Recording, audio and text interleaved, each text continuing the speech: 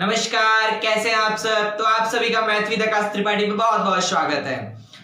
आज का जो टॉपिक है उस वाले टॉपिक में हम लोग क्या करेंगे, एक्सरसाइज 1.1 का सारे न्यूमेरिकल करने वाले हैं। हम लोगों ने एक्सरसाइज 1.1 का जो टॉपिक हमारा रिलेशन चल रहा है उसका हम लोगों ने इंट्रोडक्शन काफी अच्छे से पढ़ लिया है। आज हम लोग उसके अंदर सारे आने वाले न्यूमेरिकल्स करेंगे।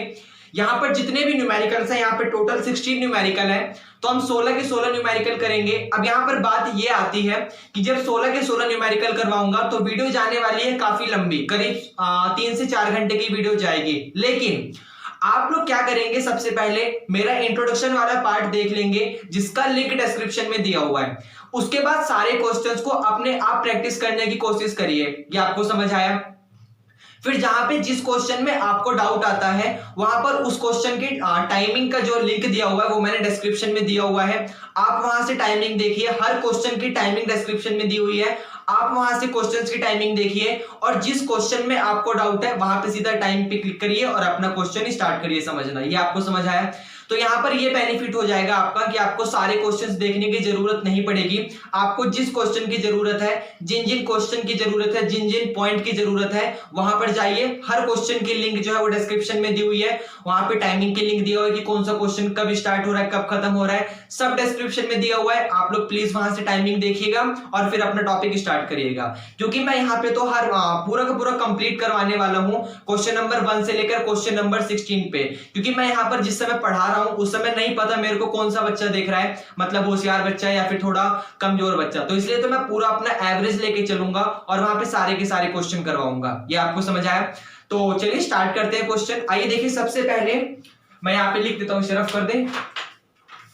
देखिए मैं यहाँ पे लिख देता हूं, हमारी एक्सरसाइज 1.1 चल रही है, एक्सरसाइज 1.1 चल रही है और उसमें क्वेश्चन नंबर फर्स्ट जो है, क्वेश्चन नंबर फर्स्ट का फर्स्ट पार्ट ये कह रहा है कि determine whether each of the following relation are reflexive, symmetric and transitive. मतलब आपको ये बताना है कि इनमें से कौन सा रिलेशन जो है वो रिफ्लेक्सिव है, कौन सा सिमेट्रिक है, कौन सा ट्रांजिटिव है। अब यहाँ पर देखिए समझने वाली बात काफी ये अच्छी हो जाती है कि जब आप यहाँ पे क्वेश्चंस को समझ रहे हो तो आपके सामने एनसीईआरटी की बुक ओपन होनी चाहिए और फिर आप लोग वहां से समझेंगे उसको। समझ आया आपको? ताकि जब मैं यहाँ पर क्वेश्चन बोल रहा हूं तो आपको सामने लिखा हुआ होगा तो आसानी से समझ आ जाएगा। देखिए फर्स्ट क्वेश्चन में कह रहा है determine whether each of the following relation are reflexive, symmetric and transitive. मतलब नीचे जो भी रिलेशन दिए हुए हैं आपको वहां पे ये चेक करके बताना है कि कौन सा रिलेशन रिफ्लेक्सिव है, कौन सा सिमेट्रिक है और कौन सा ट्रांजिटिव है। जिसमें से सबसे फर्स्ट पार्ट जो है वो आपका ये कह रहा है कि रिलेशन आर, पहले क्वेश्चन लिख दें, relation R in the set A is equal to 1, 2, 3 .14 define as R is equal to ordered pair xy such that 3x minus y is equal to 0। अब यहां पर देखिए आपसे क्या कह रहा है कि रिलेशन R एक रिलेशन है R in the set A, मतलब जो इस सेट के ऊपर काम करेगा। उसने ये बोला जब relation R in the set A इस सेट के ऊपर काम कर रहा है तो इसका मीनिंग यहां पर ये आता है कि आपका जब कोई भी रिलेशन इस सेट के ऊपर काम करेगा इसका मतलब आपका डोमेन और कोडोमेन दोनों को दोनों यहीं से मिलेगा। डोमेन और कोडोमेन का मीनिंग ये होता है कि आपको जो x की वैल्यू पुट करोगे वो यहीं से पुट करोगे और जो आपको y की वैल्यू मिलेगी आउटपुट में, जो रेंज आपको मिलेगी वो यहीं से मिलेगी। क्योंकि उसने बोला है relation R in the set A is equal to दिस, मतलब आपका रिलेशन R इस सेट A पे काम करेगा। ये आपको समझ आया? Define as R is equal to x y, और वो रिलेशन कुछ इस तरीके से डिफाइन होगा जहां पर हमको सारे के सारे relation ordered pair x, y के रूप में लिखने हैं, जहां पर x और y मुझे इस जगह से पता चलेगा कि अगर 3x माइनस का y इज इक्वल टू 0 है, इसका मतलब यहां पर 3x is equal to y होगा और इस 3x is equal to y वाले रिलेशन से मैं अपने सारे के सारे ऑर्डर्ड पेयर x, y निकालूंगा। ये आपको समझ आया? आइए देखते हैं कैसे निकालोगे। मान लीजिए आपने सबसे पहले इस वाले सेट A से आपने 1 उठाया, तो x की वैल्यू अगर आपने 1 पुट कर दिया तो y आपको कितना मिलेगा? तो ये हो जाएगा आपका 3 1 जा 3, तो y आपको 3 मिल जाएगा। मतलब उस रिलेशन R में आपका ऑर्डर्ड पेयर में अगर आपने x की जगह 1 पुट करा तो y आपको 3 देगा। ये समझ आया बाय दिस रिलेशन। अगर आप यहां पर x की जगह 2 पुट कर दोगे तो ये 3 2 जा 6 मिल जाएगा आपको। तो आपने x की जगह 2 पुट करा तो y आपको 6 मिलेगा। फिर आपने यहाँ पर मान लीजिए x की जगह 3 पुट करा तो ये आपको 3 3 जा 9 दे देगा, तो पॉइंट आ गया आपका 3,9। फिर आपने मान लीजिए यहाँ पर x की जगह 4 पुट किया तो 4 पुट करने पर ये 3 4 जा 12 दे देगा। फिर आपने मान लीजिए यहाँ पर 5 पुट किया तो 5 पुट करने पर 3 5 जा 15। अब यहाँ पर देखिए समझने वाली बात ये आती है कि चलिए आपने 5 तो पुट कर दिया, हमें कोई प्रॉब्लम नहीं हुई, लेकिन जो मेरा रिजल्ट में y की वैल्यू 15 मिली वो 15 यहां पर नहीं एग्जिस्ट करता। उसने बोला है कि इसकी कंडीशन 1 से लेकर 14 तक के बीच में नेचुरल नंबर है, तो 15 तो 14 से बड़ा हो गया, 15 तो यहां पर कहीं आता नहीं है, इसका मतलब y is equal to 15 exist नहीं करेगा। और y इज इक्वल टू 15 कब आया था? जब मैंने x की वैल्यू 5 रखी थी। इसका मतलब जब y की वैल्यू 15 एग्जिस्ट नहीं कर रही है तो x की वैल्यू 5 भी एग्जिस्ट नहीं करेगी। ये आपको समझ आया? तो मेरा जो पूरा का पूरा रिलेशन है वो यहीं पर फिनिश हो जाएगा। उसके अलावा 6 7 8 9 10 11 12 13 14 मैं रख नहीं सकता क्योंकि वो मेरे ऑलरेडी 15 से बड़े आएंगे। ये आपको समझ आया? अब आपका मेन रिलेशन जो है इसकी जगह ये आ गया, मतलब आपके पास ये जो यहाँ प्रॉपर्टी फॉर्म में लिखा हुआ था, कोई आपके पास रिलेशन जो है सेट जो है वो आपके पास यहाँ सेट बिल्डर फॉर्म में लिखा हुआ था। अब आपने क्या कर लिया, उसको रोस्टर फॉर्म में लिख लिया। रोस्टर फॉर्म में लिखने का मतलब उसको हर एक एलिमेंट को अलग अलग कॉमा से सेपरेट कर करके लिख लिया। देखो ये अलग एलिमेंट है, ये एलिमेंट अलग है, ये एलिमेंट अलग है और ये वाला एलिमेंट अलग है, और यहाँ पे सारे के सारे अलग अलग कॉमा से सेपरेट है। ये आपको समझ आया? अब ध्यान से देखिएगा कि आपके पास ये रिलेशन आ गया। अब इस रिलेशन को आपको चेक करना है क्या ये रिफ्लेक्सिव होगा या नहीं होगा, ये सिमेट्रिक होगा या नहीं होगा, और ये ट्रांजिटिव होगा या फिर नहीं होगा। तो सबसे पहली बात आती है रिफ्लेक्सिव के लिए। देखिए फॉर रिफ्लेक्सिव आप क्या करोगे? रिफ्लेक्सिव के लिए कंडीशन आपके सामने ये आती है कि अगर आपका कोई भी रिलेशन a, b जो है वो बिलोंग कर रहा है r को, तो आपको खुद का रिलेशन खुद के साथ चेक करना है। मतलब a, b बिलोंग कर रहा है r में, कोई प्रॉब्लम नहीं है। इसका मतलब अगर a, b करेगा तो रिफ्लेक्सिव के लिए आपका a का रिलेशन a के साथ जो है वो बिलोंग करना चाहिए r में। आपका a, b भी r करेगा, r में बिलोंग करेगा, कोई प्रॉब्लम नहीं। लेकिन रिफ्लेक्सिव के लिए वो कंडीशन आपका खुद का रिलेशन खुद के साथ बिलोंग करना चाहिए। इसका मतलब a का रिलेशन a के साथ जो है वो इस r में यहां पर आना चाहिए। अब यहां पर आप ध्यान से देखिए, मान लीजिए सबसे पहले आपने 1 3 को पकड़ा, तो आप यहां पे लिख सकते हैं हेयर 1, 3 बिलोंग टू r। यहां पर 1, 3 जो है वो r को बिलोंग कर रहा है, बट आपको 1, 3 कर रहा है तो रिफ्लेक्सिव के लिए क्या चाहिए? a, मतलब 1 का रिलेशन 1 के साथ ही चाहिए।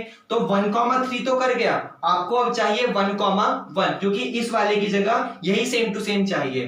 तो यहां पर आप देख सकते हो कि कहीं पर भी 1, 1 नहीं लिखा। इसका मतलब 1, 3 बिलोंग कर रहा है r को, बट इसका जो फर्स्ट एलिमेंट है 1, 1 वो बिलोंग नहीं कर रहा r को। और जब 1, 1 r को बिलोंग नहीं कर रहा, इसका मतलब ये रिलेशन आपका रिफ्लेक्सिव नहीं हुआ। तो यहां पर लिख दीजिएगा सो दिस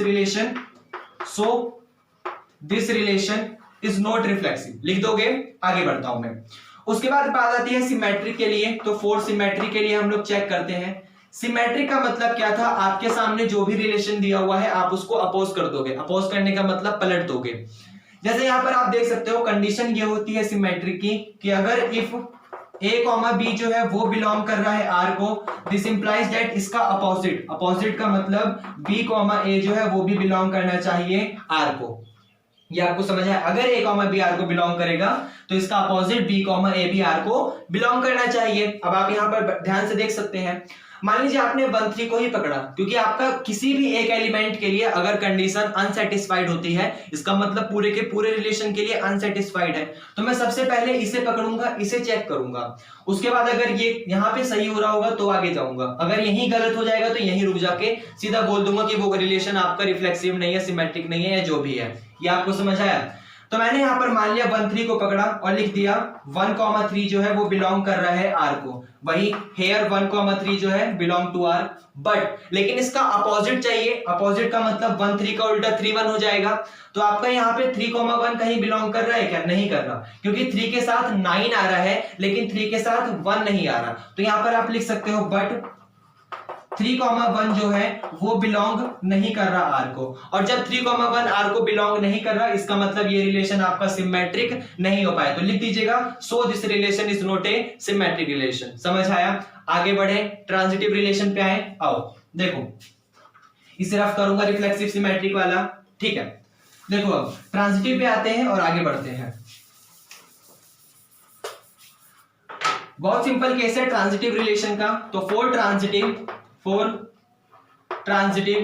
ट्रांजिटिव का मतलब क्या होता है कि अगर a कॉमा बी जो है वो बिलोंग कर रहा है आर को, एंड b कॉमा सी जो है वो बिलोंग कर रहा है आर को, दिस इंप्लाइज पहले के साथ तीसरे वाला, मतलब a के साथ c वाला जो है वो भी बिलोंग करना चाहिए आर को। और अगर बिलोंग करेगा तो कंडीशन आपका ट्रांजिटिव होगा, अगर बिलोंग नहीं करेगा तो कंडीशन आपका ट्रांजिटिव नहीं होगा। आइए देखते हैं। सबसे पहले मान लीजिए मैंने 1 3 को पकड़ा, तो आप देख सकते हैं कि 1 3 जो है वो बिलोंग कर रहा है आर को। लिख दीजिएगा हेयर 1 3 बिलोंग टू आर। अब यहाँ पर 1 के साथ 3 कर रहा है, तो आपको देखना है 3 के साथ कुछ और चाहिए। तो यहाँ पे 3 के साथ कुछ और, ये रहा 3 9, तो यहाँ पे लिख दोगे एंड जो 3 9 है वो भी बिलोंग कर रहा है आर को। अब ये दो कंडीशन आपको गिवन है, तो आपको चेक करना है फर्स्ट के साथ थर्ड वाला। इसका मतलब इस वाले 1 के साथ ये वाला 9 वाला। तो यहाँ पर आप देख सकते हो 1 के साथ 9 जो है वो कहीं पर भी बिलोंग नहीं कर रहा। 1 के साथ 9 बिलोंग नहीं कर रहा, तो लिख दोगे बट 1 9 डज नॉट बिलोंग। उसको सिंबल ऐसे बना के कट कर दोगे कि बिलोंग नहीं कर रहा आर को। और जब 1 9 आर को बिलोंग नहीं कर रहा, तो आप साफ साफ लिख दोगे सो this relation is not a transitive relation. This relation is not a transitive relation. ये आपको समझ आया, तो आपका रिलेशन ट्रांजिटिव नहीं बन पाया। इसका मतलब क्वेश्चन नंबर का जो फर्स्ट पार्ट था वो ना ही सिमेट्रिक है, ना ही रिफ्लेक्सिव और ना ही ट्रांजिटिव है। इसको रफ कर दे, आगे बढ़ेंगे क्वेश्चन नंबर फर्स्ट के सेकंड पे। ठीक है, देखिए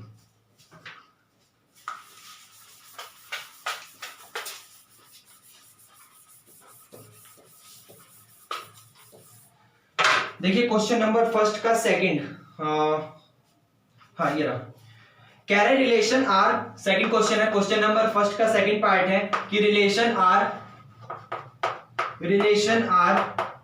इन the set N of natural number define as R is equal to ordered pair xy such that y is equal to x plus का 5 and x is less than 4। देखिए यहाँ पर आपसे कह रहा है कि relation R in the set N of natural number, मतलब एक रिलेशन R है जो कि नेचुरल नंबर पे डिफाइन हो रहा है। तो इसका मतलब आपका जो डोमेन होगा या फिर आपका जो कोडोमेन होगा, मतलब जहां से आपको रेंज मिलेगी, जहां से आपको आउटपुट मिलेगा, वो नेचुरल नंबर से मिलेगा। नेचुरल नंबर मतलब 1 2 3 से मिलेगा। और रिलेशन कुछ इस तरीके से डिफाइन होता है कि हमें सारे के सारे ऑर्डर्ड पेयर x, y लेने हैं, जहां पर x और y की वैल्यू हमें इस इक्वेशन से मिलेगी y is equal to x plus का 5, और कंडीशन दे दी कि x की वैल्यू 4 से छोटी होगी। अब 4 से छोटे नेचुरल नंबर सिर्फ 3 ही एग्जिस्ट करते हैं। आपका x इज इक्वल टू या तो 1 हो सकता है, या तो 2 हो सकता है, या तो 3 हो सकता है। ये आपको समझ आया? तो रिलेशन आपका कुछ इस तरीके से बनेगा कि अगर x इज इक्वल टू 1 होगा, तो 1 पुट करने पर ये 1 और 5 कितना दे देगा, 6, तो आपका आ जाएगा 1,6 कि आपने x की जगह 1 पुट किया, y की जगह आपको 6 मिल गया। अगर आपने x की जगह 2 पुट किया होगा तो रिलेशन आपको 2 और 5 कितना दे देगा, 7 दे देगा। अगर आपने x की जगह 3 पुट किया होगा तो रिलेशन आपको 3 और 5 कितना दे देगा, 8 दे देगा। तो यहाँ पर 3,8 आ गया। ये आपको समझ आया? तो ये आपका रिलेशन यहाँ पर आपने रोस्टर फॉर्म में लिख दिया, इस प्रॉपर्टी फॉर्म से, इक्वेशन से सॉल्व करके आपने उसको अलग अलग एलिमेंट्स के रूप में लिख दिया। अब आपको यहाँ पर चेक करना है कि क्या ये रिलेशन रिफ्लेक्सिव, सिमेट्रिक और ट्रांजिटिव है या फिर नहीं है। तो सबसे पहली बात आती है फॉर रिफ्लेक्सिव की। तो फॉर रिफ्लेक्सिव चेक करने के लिए आपका मतलब क्या होता है कि रिफ्लेक्सिव का ये मीनिंग होता है कि अगर a, b जो है वो बिलोंग कर रहा है R को, दिस इंप्लाइज दैट a, जो है वो भी बिलोंग करना चाहिए R को। अच्छा, क्लियर आ रहा है ना? एक सेकंड प्लीज। हाँ जी, बिल्कुल क्लियर है। तो यहाँ पर रिफ्लेक्सिव का ये मीनिंग होता है कि अगर a, b जो है वो बिलोंग कर रहा है R को, दिस इंप्लाइज दैट a, जो है वो भी बिलोंग करना चाहिए R को। तो सबसे पहले मान लीजिए आपने इसको पकड़ा, तो यहाँ पर आप देख सकते हैं कि हेयर 1,6 जो है वो बिलोंग कर रहा है आर को। यहां पर 1,6 तो मिल गया, अब आपको चाहिए ए के साथ ए, मतलब यहां पर ए की जगह 1 लिखा हुआ है तो 1 के साथ 1 चाहिए। तो क्या यहां पर कहीं 1,1 दिख रहा है? नहीं दिख रहा। तो हेयर 1,6 तो बिलोंग कर रहा है आर को, बट 1,1 जो है वो बिलोंग नहीं कर रहा आर को। और जब 1,1 बिलोंग नहीं कर रहा आर को तो लिख देने की so this relation is not a reflexive relation. समझ आया? आगे बढ़ते हैं। उसके बाद आती है सिमेट्रिक के लिए, तो फोर सिमेट्रिक देखते हैं। सिमेट्रिक का कंडीशन ये होता है कि अगर आपका a, b जो है वो बिलोंग कर रहा है r को, दिस इंप्लाइज दैट इसका अपोजिट कर दोगे जब b, a तो वो भी बिलोंग करना चाहिए r को। अब आप लोग यहां पर काफी अच्छे से देख सकते हो कि हेयर यहां पर मान लीजिए आपने इसको पकड़ा 1,6 को, आप जरूरी नहीं है इसको पकड़ो, इसको भी पकड़ सकते हो, इसको भी पकड़ सकते हो। अगर आपकी कंडीशन सेटिस्फाई हो रही है तो वो हर एलिमेंट के लिए सेटिस्फाई होनी चाहिए। ऐसा नहीं हो सकता कि एक के लिए हो जाए बाकी के लिए ना हो, या फिर बाकी के लिए हो रही हो एक के लिए ना हो। अगर ऐसी कुछ भी कंडीशन होगी तो आपका वो रिलेशन नहीं बन पाएगा, चाहे रिफ्लेक्सिव के केस में हो, चाहे सिमेट्रिक के केस में हो, या चाहे ट्रांजिटिव के केस में हो। अगर वो रिफ्लेक्सिव बनता है या फिर अगर वो सिमेट्रिक बनता है या ट्रांजिटिव बनता है तो उसको हर एक एलिमेंट के लिए ऐसी कंडीशन सेटिस्फाई कर देंगे, मतलब जो जो उसकी कंडीशन है, चाहे वो रिफ्लेक्सिव की अलग कंडीशन है, सिमेट्रिक की अलग कंडीशन है, ट्रांजिटिव की अलग कंडीशन है, उसको तीनों कंडीशन के लिए अपने सारे के सारे एलिमेंट्स में तीनों कंडीशन सेटिस्फाई करनी पड़ेंगी। तो आप लोग यहां पर काफी अच्छे से देख सकते हो हेयर 1,6 अगर मैंने पिक करा तो 1,6 जो है वो बिलोंग कर रहा है आर को। अब इसका क्या करोगे, आप अपोजिट कर दोगे, क्योंकि आपको a, b बिलोंग कर रहा है आर को, तो सिमेट्रिक के लिए b, a चाहिए। तो यहां पर 1,6 तो मिल गया, लेकिन आपको सिमेट्रिक बनाना है तो इसका अपोजिट करना पड़ेगा, मतलब 6,1 करना पड़ेगा, क्योंकि 1,6 का अपोजिट जो होगा वो 6,1 मिलेगा आपको। तो आप यहां पर देख सकते हैं कहीं पर भी 6,1 जो है वो बिलोंग नहीं कर रहा। तो हेयर 1,6 जो है वो तो बिलोंग कर रहा है आर को, बट 6,1 जो है वो बिलोंग नहीं कर रहा आर को। और जब 6,1 आर को बिलोंग नहीं कर रहा तो आप साफ साफ लिख देना कि so this relation is not a symmetric relation. समझ आया आपको? आगे बढ़े, आइए। उसके बाद बात आती है फॉर ट्रांजिटिव की। अब देखिए ट्रांजिटिव वाली प्रॉपर्टी बड़े ध्यान समझिएगा। ट्रांजिटिव का मतलब ये होता है कि अगर a, b जो है वो बिलोंग कर रहा है r को एंड b, c जो है वो बिलोंग कर रहा है r को, दिस इंप्लाइज दैट पहले के साथ तीसरे वाला a, c जो है वो बिलोंग करना चाहिए r को। और अगर बिलोंग करेगा तो कंडीशन आपका ट्रांजिटिव होगा, और अगर बिलोंग नहीं करेगा तो कंडीशन आपकी ट्रांजिटिव नहीं होगी रिलेशन। अब यहां पर आप देख सकते हैं, मान लीजिए 1,6 को पकड़ा, तो आप देखिए हेयर 1,6 जो है वो तो बिलोंग कर रहा है r को। अब आपको क्या करना है, b के साथ c चाहिए, मतलब इस 6 के साथ कोई अनदर चाहिए। अब यहाँ पर कंडीशन में काफी ध्यान से देखने के बाद मुझे ये पता चलता है कि यहाँ पर रिलेशन में कोई भी ऐसा एलिमेंट नहीं है जहां पर जिसकी स्टार्टिंग 6 से हो रही हो, क्योंकि ट्रांजिटिव चेक करने के लिए इस बार मुझे b पहले नंबर पे चाहिए, इस बार मुझे 6 जो है वो पहले नंबर पे चाहिए, और यहाँ पर ऐसा कोई रिलेशन नहीं है जहां पर स्टार्टिंग जिसकी 6 से हो रही हो। तो इसका साफ साफ मतलब है, हमने इंट्रोडक्शन वाले पार्ट में काफी डिटेल में पढ़ा था कि आपको फुल कंडीशन गिवन नहीं है, आपको 6 की जरूरत थी, 6 आपको नहीं दिया हुआ। इसका साफ साफ मतलब है कि आपका डाटा अनकंप्लीट है, और जब आपका डाटा अनकंप्लीट है तो आप वहां पर कंडीशन चेक नहीं कर सकते कि रिलेशन आपका ट्रांजिटिव होगा या फिर नहीं होगा। अगर वो सामने वाला बंदा मेरे को सारा डाटा दे देता, कंप्लीट डाटा मुझे देता, तो मैं चेक करके बताता उसको कि भाई ट्रांजिटिव बनेगा या फिर ट्रांजिटिव नहीं बनेगा। लेकिन सामने वाले बंदे का डाटा ही अनकंप्लीट है, तो because of the incompleteness of the data here we can't check the transitive. हम यहाँ पर ट्रांजिटिव जो है रिलेशन वो चेक नहीं कर सकते, और जब ट्रांजिटिव रिलेशन चेक नहीं कर सकते तो हम तो अपनी नजर में मान के चलते कि भाई ट्रांजिटिव होगा, क्योंकि या तो मुझे डाटा दो तब मैं चेक करके बताऊंगा, और अगर मुझे डाटा नहीं मिला तो मैं मान के चलूंगा कि ये रिलेशन मेरा ट्रांजिटिव रिलेशन है। ये आपको समझ आया? तो यहाँ पर बिकॉज लिख दीजिएगा, मैं इंग्लिश में बोल रहा हूं, because of the incompleteness of the data we can't check the transitive, we can't check transitive here। या आपको समझ आया? so this relation is a transitive relation। ये आपका ट्रांजिटिव बन जाएगा, लिख दीजिएगा बिकॉज 6, 6, C जो है वो बिलोंग नहीं कर रहा आर को। ये डाटा आपको चाहिए था, इसके चाहने के बाद ही आप क्या कर सकते थे, आगे चेक कर सकते थे, लेकिन ये डाटा उसने दिया ही नहीं है। क्वेश्चन वाले ने ये 6, C मुझे दिया ही नहीं है, तो जब 6, C उसने मुझे नहीं दिया तो यहां पर मैं चेक नहीं कर सकता, और जब मैं किसी काम को नहीं कर सकता तो मैं मान के चलता हूं कि हाँ वो काम तो हो रहा होगा। ये आपको समझ आया? तो यहाँ पे ये रिलेशन आपका ट्रांजिटिव रिलेशन बन जाएगा। एक बार और रिपीट करूंगा समझाने के लिए। भाई आपको मान लीजिए, मैंने इंट्रोडक्शन में भी ये वाला पार्ट समझाया था। मान लीजिए आपको कोई एक डायग्राम बनाना है। अब उस डायग्राम को बनाने के लिए आपको कुछ चीजों की जरूरत पड़ती है, जैसे मान लीजिए पेन की जरूरत पड़ गई, पेंसिल की पड़ गई, और रबड़ और कटर की जरूरत पड़ गई आपको। तो मान लीजिए उसने पेंसिल आपको नहीं दी, बाकी 3 सामान दे दिया, पेन दे दिया, रबड़ दे दिया और कटर दे दिया।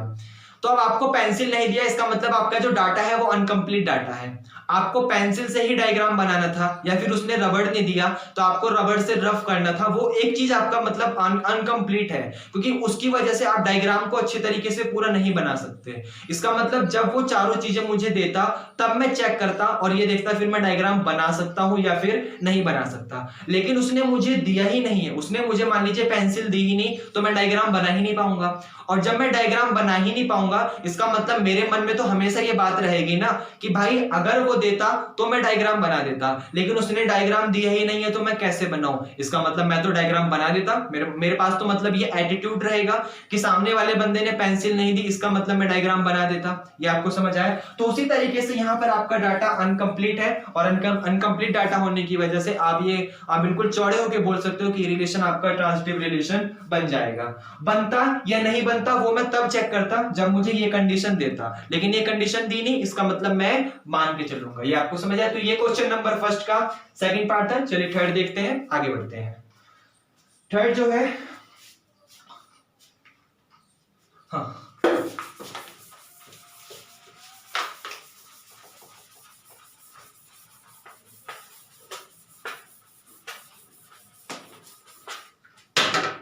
देखिए, क्वेश्चन नंबर फर्स्ट का जो थर्ड पार्ट है वो कह रहा है relation R in the set A is equal to, relation are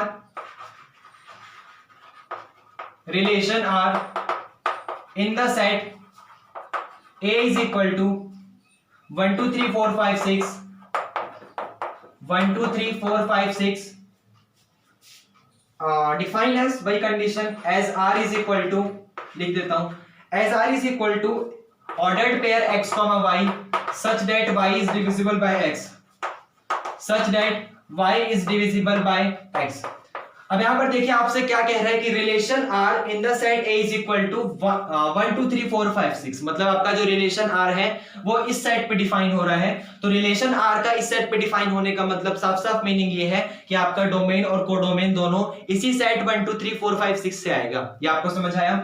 जहां पर रिलेशन आपको कुछ इस तरीके से लेना है कि ऑर्डर्ड पेयर आपका x, y आएगा और y की वैल्यू हमेशा डिविजिबल होगी x से। मतलब आपको ऐसा ही ऑर्डर्ड पेयर लेना है जहां पर ये पीछे वाला y हमेशा आगे वाले x से डिवाइड हो जाए। अब ध्यान से देखिए, सबसे पहले आप क्या करोगे, रिलेशन बनाओगे। तो रिलेशन बनाने के लिए मान लीजिए आप y को देखोगे, क्योंकि आपको क्या लेना है, y is divisible by x, मतलब जो y लोगे वो x से डिवाइड होना चाहिए। तो आपको y लेना है, यहां पर आप जो वैल्यू उठाओगे उसको y मान लो, और y मानने के बाद ये देखो वो नंबर किस किस से डिवाइड होता है। एग्जांपल के लिए ऐसे, जैसे यहां पर आपने मान लीजिए y की वैल्यू 1 पिक करा, तो ये 1 जो है किस किस से डिवाइड हो सकता है, ये 1 सिर्फ अपने आप से डिवाइड होगा 1 से, बाकी 2 3 4 5 6 किसी से भी डिवाइड नहीं हो सकता, क्योंकि 1/2 डिवाइड होकर आपको 0.5 देगा, जिसका मतलब वो डिविजिबल नहीं होता। उसने आपको एक फ्रैक्शन नंबर दे दिया। ये आपको समझ आया? तो अगर मैंने y की वैल्यू 1 ली तो x की वैल्यू भी सिर्फ 1 आएगी, मतलब x की वैल्यू 1, y की वैल्यू 1। ये आपको समझ आया? उसके बाद अगर मैंने y की वैल्यू 2 ले ली तो ये 2 किस किस से डिवाइड हो सकता है, वो या तो 1 से होगा या तो 2 से होगा। तो मैंने y की वैल्यू 2 ली थी, तो वो जो 2 है वो या तो 1 से डिवाइड होगा या तो 2 से डिवाइड होगा। तो x की वैल्यू 2, y की वैल्यू 2। याद रहे x पहले लिखना है, y बाद में लिखना है। ऑर्डर्ड पेयर इसी तरीके से लेना है, लेकिन कंडीशन ये होनी चाहिए कि ये पीछे वाला y इस आगे वाले x से डिवाइड होना चाहिए। उसके बाद मान लीजिए आपने यहाँ पर 3 पिक करा, तो आप देख सकते हैं ये जो 3 है वो 1 से डिवाइड होगा, और ये वाला जो 3 है वो 3 से डिवाइड होगा। फिर मान लीजिए आपने y की जगह 4 पिक करा, तो ये वाला जो 4 है वो 1 से डिवाइड होगा, x की जगह 1। ये वाला जो 4 है वो 2 से डिवाइड होगा, और उसके बाद ये वाला जो 4 है वो खुद अपने आप से डिवाइड होगा, 3 से नहीं हो सकता 4।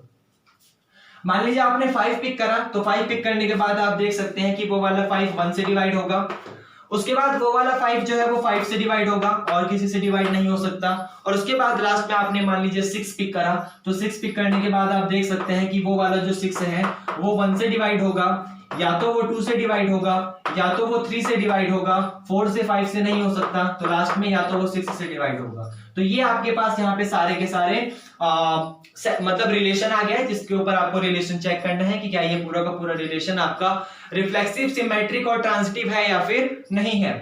तो सबसे पहली बात आती है रिफ्लेक्सिव के लिए, कंडीशन देखिए फॉर रिफ्लेक्सिव की कंडीशन ये होती है कि अगर a, b जो है बिलोंग कर रहा है r को, दिस इंप्लाइज दैट a, जो है वो भी बिलोंग करना चाहिए r को, मतलब खुद का रिलेशन खुद के साथ।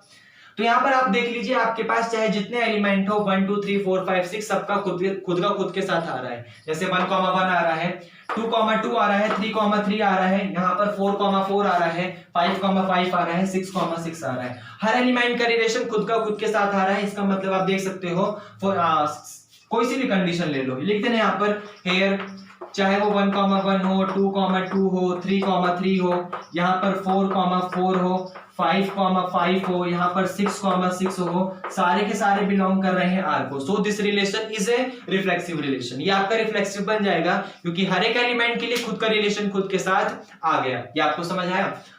उसी तरीके से आप यहाँ पर ट्रांजिटिव के लिए सिमेट्रिक के लिए देख सकते हो। तो फॉर सिमेट्रिक कंडीशन आपकी ये आएगी सिमेट्रिक के लिए कि अगर आपका a, b जो है वो बिलोंग कर रहा है R को, दिस इंप्लाइज दैट इसका अपोजिट वर्जन जो b, a होगा वो भी बिलोंग करना चाहिए R को। और अगर b, a R को बिलोंग कर जाएगा तो ये कंडीशन आपका यहाँ पे सिमेट्रिक होगा, अदरवाइज ये सिमेट्रिक नहीं होगा। तो सबसे पहली बात यहाँ पर ये आती है कि हर एक एलिमेंट का अपोजिट वर्जन चेक करना है। 1, 1 का अपोजिट 1, 1 होगा, यहाँ पर है। 1, 2 का अपोजिट 2, 1 होगा, तो क्या कहीं 2, 1 है? 1, 2 का अपोजिट करोगे सिमेट्रिक के लिए तो 2, 1 होगा, क्या कहीं 2, 1 है? नहीं है, नहीं है, 2, 1 कहीं मिला ही नहीं आपको। इसका मतलब सबसे मेन कंडीशन आ गई कि हेयर 1, 2 जो है वो तो बिलोंग कर रहा है R को, बट आप यहाँ पे देख सकते हो कि जो 2, 1 है वो बिलोंग नहीं कर रहा R को। और जब 2, 1 बिलोंग नहीं कर रहा R को तो लिख देना so this relation is not a symmetric relation. ये आपको समझ आया? आगे बढ़ते हैं। फॉर ट्रांजिटिव ध्यान से देखिए, ट्रांजिटिव के लिए सबसे पहले कंडीशन क्या होती है कि अगर AB बिलोंग कर रहा है R को और उसके अपोजिट BC बिलोंग कर रहा है R को, इसका मतलब आपका AC जो है वो भी बिलोंग करना चाहिए R को। तो यहां पर आपके सामने मान लीजिए आपने 1, 1 पकड़ा, तो इस 1 के साथ ये वाला 1 कॉमन है, तो आपका ये वाला 1 और ये वाला 2 बिलोंग कर रहा है 1, 2। मतलब हर एलिमेंट के लिए आप यहाँ पर चेक कर सकते हो कि चाहे कोई भी एलिमेंट a, b ले लो, वो बिलोंग कर रहा है R को, और उसी b के साथ कोई अनदर ले लो। एग्जांपल के लिए दिखाता हूं, जैसे यहाँ पर देखो 1, 6 ले लिया और इसी वाले 6 के साथ आपको ये 6 मिल गया, तो ये वाला 6, 6 बिलोंग कर रहा है R को। तो ये वाला 1 और ये वाला 6, ये रहा 1, 6। यहां पर आपने 1, 3 ले लिया, इसी 3 के साथ ये वाला 3 ले लिया, तो आपका ये पहले वाला 1 और ये लास्ट वाला 3, 1, 3 चाहिए, ये रहा 1, 3। आपने यहाँ 1, 5 ले लिया, आपका 5, 5 कॉमन है, तो आप देख सकते हो पहले वाला 1 और लास्ट वाला 5, आपका 1, 5 ये रहा। मतलब हर एलिमेंट AB के लिए बिलोंग कर रहा है अगर R में, और आपका BC बिलोंग कर रहा है R में, दिस इंप्लाइज दैट आपका सारे के सारे AC जो है वो भी बिलोंग कर रहे हैं R में। और जब आपका AC भी R में बिलोंग कर रहा है, इसका मतलब कंडीशन आपका साफ साफ ट्रांजिटिव बन जाएगा। तो ये रिलेशन आपका सिर्फ सिमेट्रिक नहीं बन पाया, बाकी रिफ्लेक्सिव और ट्रांजिटिव बन गया। ये आपको समझ आया? तो ये यहाँ पर इसका कौन था? फर्स्ट का थर्ड पार्ट था शायद, फर्स्ट का थर्ड पार्ट था। ये आपको समझ आया? आइए आगे बढ़ते हैं फोर्थ पे। देखिए इसे रफ कर दें, ठीक है। अब देखिए फोर्थ में ना काफी अच्छी बात आ जाती है। हम लोग क्या कर रहे थे, अब देख रहे थे आप, जैसे यहाँ पर ये इतना बड़ा रिलेशन बन गया था, फिर हमें इस नंबर के ऊपर चेक करना था। तो फोर्थ में सबसे अच्छी बात ये आती है कि आपको क्या कुछ मतलब रिलेशन ऐसे आ जाते हैं जहां पर हमें ये पूरी की पूरी ये जो रामायण है उसे लिखने की जरूरत नहीं है। मैथमेटिशियन क्या करते हैं, उनको हर चीज में जनरल वैल्यू पसंद होती है। जनरल वैल्यू मतलब वो हर जगह को x को घुसेड़ेंगे, हर जगह n को घुसेड़ेंगे, हर जगह y को लगाएंगे। वो नंबर के ऊपर ऊपर इतना काम नहीं करते जितना ज्यादा काम वो एक्स वाई जेड के ऊपर काम करते हैं। तो उसी तरीके से फोर्थ क्वेश्चन देखिए, उसकी खास बनावट कुछ इस तरीके से है फोर्थ में, जहां पर आपसे कह रहा है कि relation R in the set Z of all integer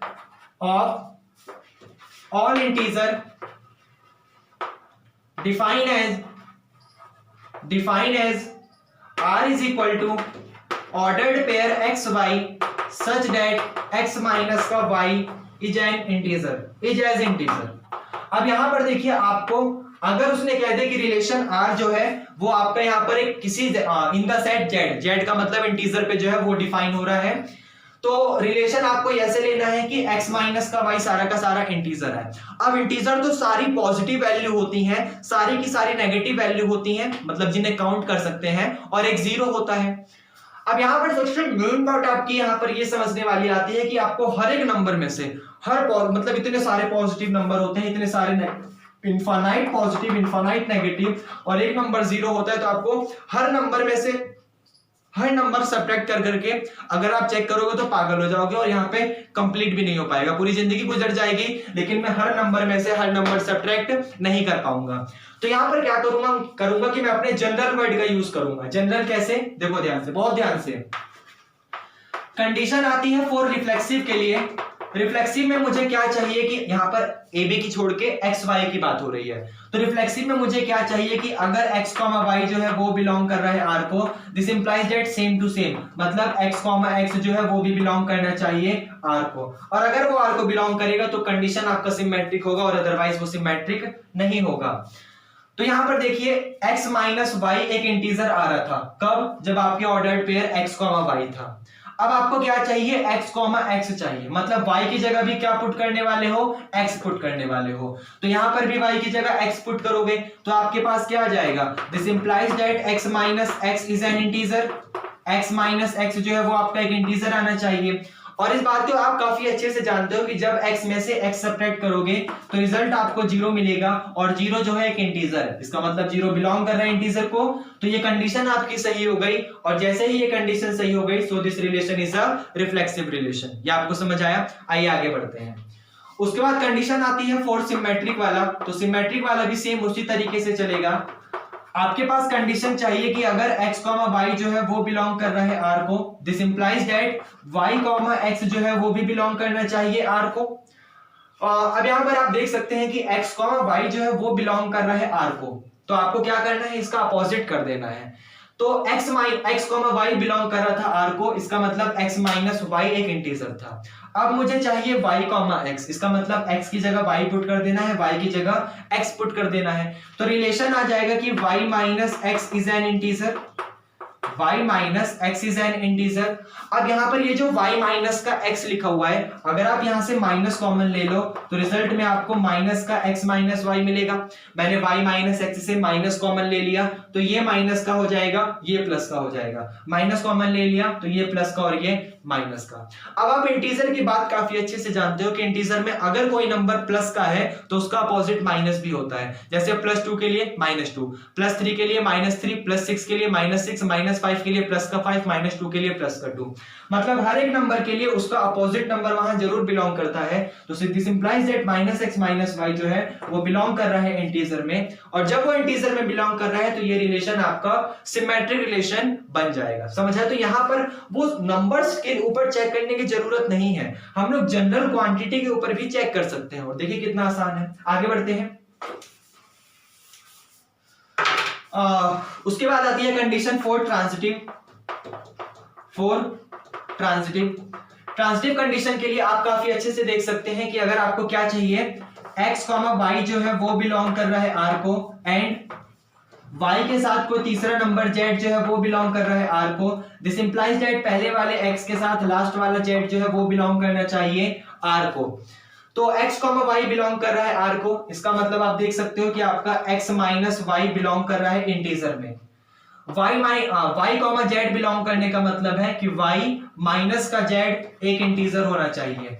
आपको चेक करना है कि यहां पर क्या x, z बिलोंग कर रहा है, मतलब आपको x माइनस z के ऊपर कंडीशन चेक करनी है कि काम हो रहा है या फिर नहीं हो रहा। तो सबसे समझने वाली बात यहां पर ध्यान से देखिए, आपके सामने ये यहां पर आपके सामने ये x माइनस का z लिखा हुआ है। इस x माइनस जेड को कुछ खास तरीके से सजाओ। कैसे?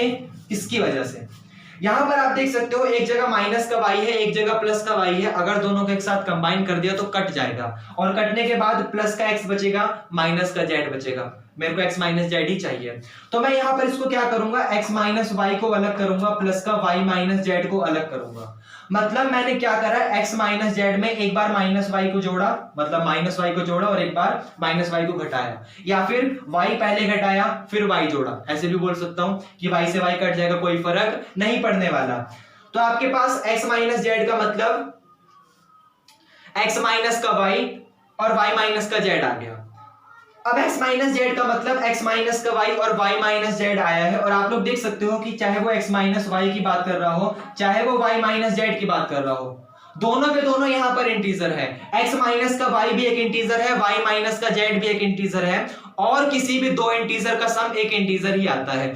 आप चाहे कोई भी नंबर उठा लो, पॉजिटिव नंबर जिसे गिन सकते हो, कोई भी नंबर उठा लो, नेगेटिव नंबर मतलब जो गिनते हैं उसका नेगेटिव वर्जन, और यहाँ पर जीरो, उनमें से किसी भी नंबर को जोड़ोगे कोई ना कोई एक इंटीजर ही आएगा। मतलब या तो पॉजिटिव नंबर आएगा, या तो नेगेटिव आएगा, या तो जीरो आएगा जिसे गिन सकते हैं। तो आपके पास अगर किसी भी दो इंटीजर को जोड़ते हैं तो एक इंटीजर ही रिजल्ट आता है। तो आपके पास कंडीशन आ गई कि ये जो है बिलोंग कहां कर रहा है, इंटीजर में, और आपको यही चाहिए था कि ये वाला x, z जो है वो बिलोंग करना चाहिए रिलेशन R में। और जैसे ही R में बिलोंग कर जाएगा तो ये रिलेशन आपका रिफ्लेक्सिव भी बन गया था, सिमेट्रिक भी बन गया था, और यहाँ पे ट्रांजिटिव भी बन गया। ये आपको समझ आया? एक सेकंड प्लीज, सही आ रहा है क्या?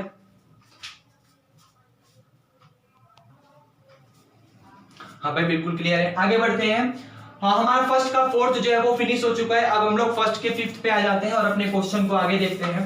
देखिए फर्स्ट का फिफ्थ जो है वो थ्योरेटिकल वाला पोर्शन है, तो मैं बोल बोल के समझाऊंगा और आप लोग अपने आप लिखते रहेंगे।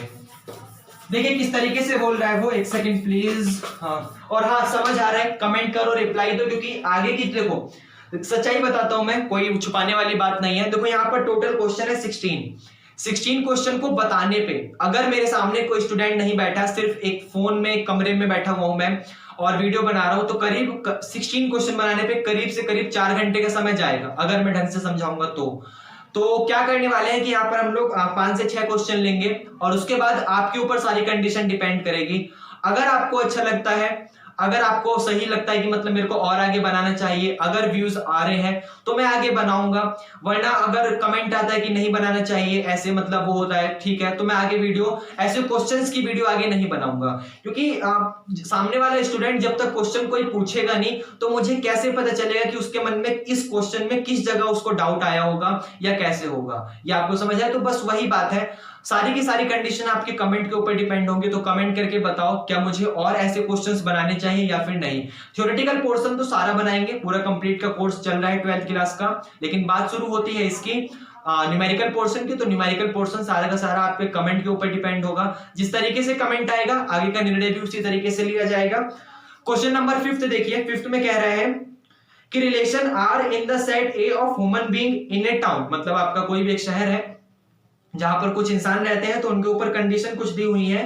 पहला कंडीशन कह रहा है कि r is equal to x y such that x and y work at the same place, कि मतलब x और y जो है वो एक ही जगह पर काम करते हैं। मैंने मान लिया x जो है आदमी है और y जो है उसकी वाइफ है, मतलब कुछ भी कि y जो है मतलब दो आदमी मान लिए, चलो ठीक है, x एक आदमी है, y एक आदमी है, मैं और मेरा भाई जो है दोनों के दोनों एक ही जगह काम करते हैं। तो रिफ्लेक्सिव के लिए क्या चाहिए कि x के साथ x ही लेना है, मतलब मेरे साथ मुझे ही लेना है। तो क्या मैं और फिर से मैं एक ही जगह काम करता हूं? हाँ, मैं और मेरा भाई एक ही जगह काम करते थे, x और y work at the same place. तो अगर मैं उस y की जगह x को ही रिप्लेस कर दूं, मतलब पहले मुझसे किसी ने पूछा मैं यहां काम करता हूं, दोबारा मुझसे किसी ने पूछा मैं यहां काम करता हूं, तो दोनों जगह से एक ही मीनिंग आया कि मैं जो है उसी प्लेस पे काम करता हूं। तो इसका मतलब ये कंडीशन आपका रिफ्लेक्सिव बन गया। तो लिखोगे ऐसे, बिकॉज x, मैं चलिए लिख के समझा देता हूं। आप लिखोगे ऐसे कि if x, y belong to R, this implies that x, जो है बिलोंग करना चाहिए R को, और अगर R को बिलोंग करेगा then condition is reflexive, otherwise not। तो यहां पर given that x and y work at the same place, x और वाई जो है वो एक ही जगह पर काम करते हैं, तो कंडीशन में आपको चाहिए रिफ्लेक्सिव, इसका मतलब वाई की जगह भी एक्स को पुट करोगे तो आपके पास यहां पर आ जाएगा क्या एक्स और एक्स एक जगह काम करते हैं, हाँ एक्स और एक्स कोई एक ही आदमी है, उनसे आपने 2 बार पूछा, वो एक ही जगह काम करेगा, तो आपके पास कंडीशन रिफ्लेक्सिव हो गई। सिमेट्रिक के लिए ये बात आती है कि अगर x और y जो है वो एक जगह काम करते हैं तो y और x उसका अपोजिट कर दो, पहले x से पूछो फिर y से पूछ रहे हो, अब क्या अपोजिट कर दो, पहले y से पूछो फिर x से पूछो, दोनों के दोनों एक ही जगह काम करेंगे, कंडीशन सिमेट्रिक बन जाएगा।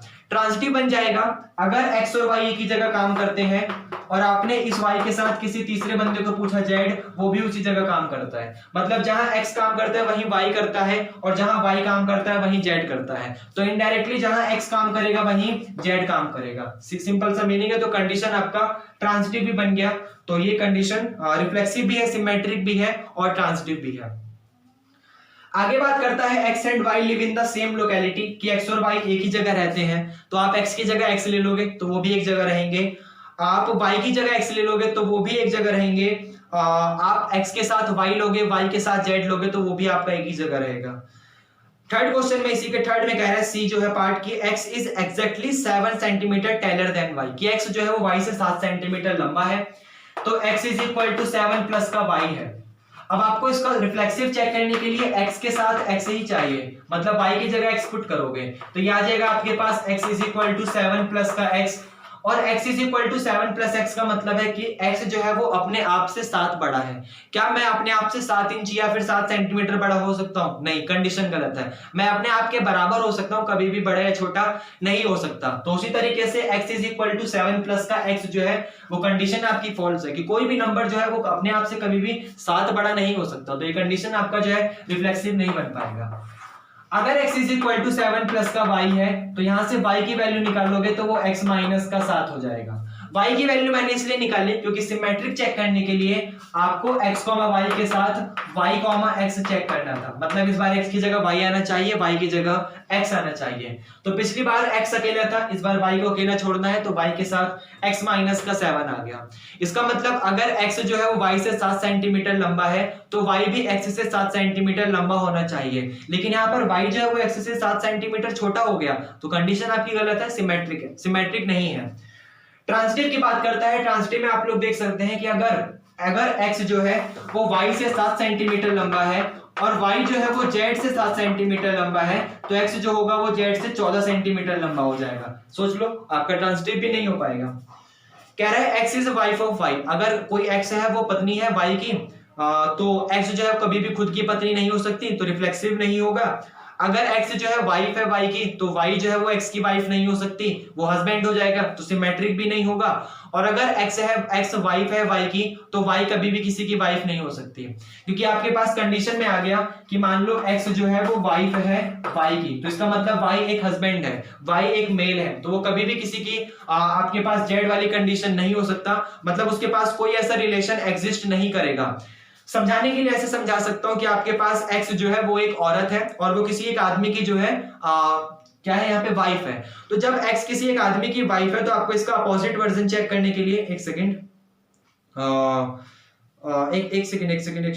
हाँ, इसका अपोजिट वर्जन चेक करने के लिए आपको ये चाहिए था कि आपने मान लिया कि y जो है वो किसी तीसरे अनदर बंदे की क्या बोलते हैं इसे, तीसरे बंदे की वाइफ है, उसका नाम मैंने जेड दे दिया, तो जो वाई है वो किसी जेड की वाइफ है, तो आपका कभी भी एक्स जो है जेड की वाइफ नहीं हो सकती। ये रिलेशन ही बड़ा अजीब सा रिलेशन आ रहा है कि पहली बात तो अगर एक्स वाइफ है वाई की, तो इसका मतलब एक्स लेडीज है वाई जेंट्स है, तो आपके पास अगली बार वाई किसी जेंट्स जो है किसी अनदर जेंट्स या फिर अनदर लेडीज की वाइफ कैसे हो सकती है। रिलेशन अनडिफाइन आ रहा है, रिलेशन अनडिफाइन होने का मतलब ट्रांजिटिव रिलेशन आपका नहीं बन पाएगा। अगर मैं बनाने की भी कोशिश करूं कि चलो ह्यूमन बीइंग में एग्जिस्ट कर जाएगा, हो सकता है ट्रांसजेंडर वगैरह ऐसे कोई रिलेशन हो, तो आपका एक्स जो है वो जेड की वाइफ नहीं होगी, क्योंकि किसकी कोई वाइफ है किसी की कोई वाइफ है, तो एक्स जो है वो तीसरे की वाइफ नहीं हो सकती। तो ये रिलेशन आपका, अगर मैं ट्रांसजेंडर की बात करूं तो वहां पर भी अलाउ नहीं हो रहा, तो ये रिलेशन आपका यहाँ पर एग्जिस्ट कर रहा था। और उसके बाद बाकी आगे के क्वेश्चन भाई सिंपल सी कंडीशन है, कमेंट करो प्लीज, बताओ अगर मेरे को आगे ऐसे कराना चाहिए, बाकी सारी कंडीशन कमेंट के ऊपर डिपेंड है। तो बाकी अच्छा लगा तो हाँ पढ़ते रहिए, कमेंट प्लीज, और सब्सक्राइब करो, कमेंट आएगा तुरंत वीडियो बनाऊंगा। बाकी चलिए ठीक है, अच्छा लगा तो पढ़ते रहिए, चलिए ठीक है, थैंक यू, बाय।